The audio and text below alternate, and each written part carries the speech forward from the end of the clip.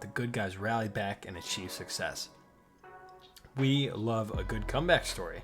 They are exciting, unexpected, and just fun to be a part of.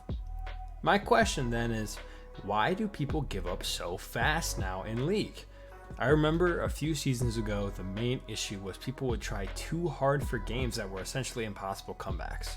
Nowadays, if even a single thing goes wrong, all you see in chat is FF15 or GG go next. What happened? And why is this new FF15 culture so rampant in League? There are three main reasons that this is happening, and I'll explain them and give some ideas of how this can be reversed. Firstly, I don't want the opposite, where people stay in games way too long, even when it's lost. For example, you have an AFK player or somebody trolling.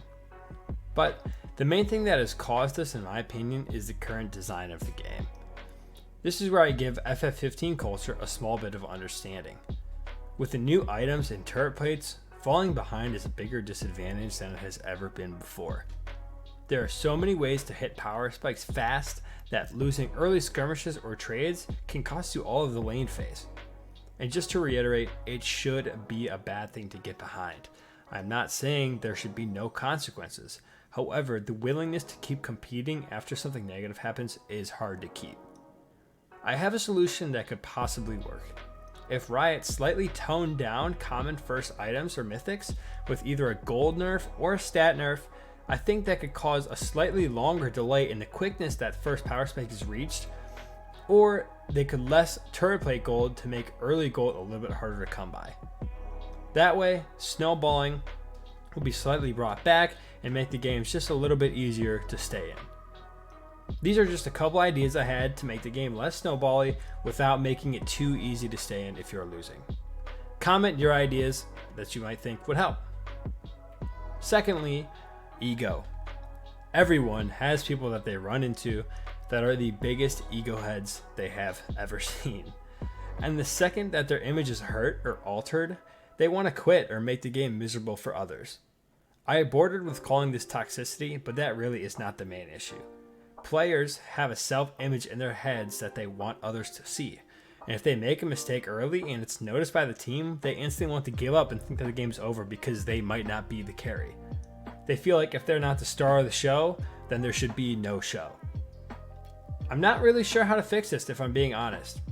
Other than just a culture change of League, I think most players with an ego have been around for a long time and think that they are better than everybody else.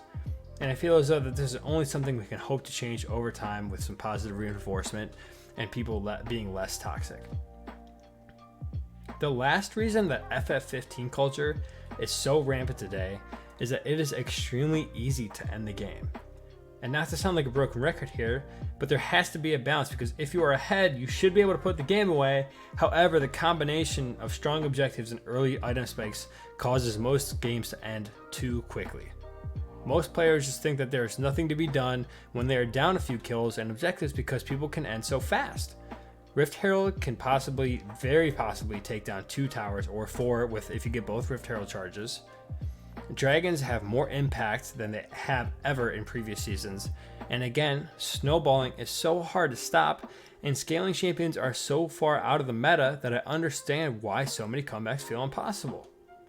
My solution to this issue would be to nerf Rift and make towers slightly stronger. This way, it would take slightly more time to take the initial tier 1 towers, and players would feel like they have more of a fighting chance. I want to push people though, that whoever's watching this, to fight for wins. We all know how hard LP is to come by, and you should keep fighting until a Nexus blows up. Unless it is actually a 4v5, or you have a troll, or somebody's just flaming everybody, keep going and encourage your team. Guys, I hope that this video could give you a little bit of perspective on why I think FF15 culture is such a problem, and how we as individual players can really fight it. If you guys feel like you got some value out of this discussion and have a new mindset and you're ready to conquer the Rift, then please like this video and consider subscribing for more League of Legends content like this. Thanks for watching.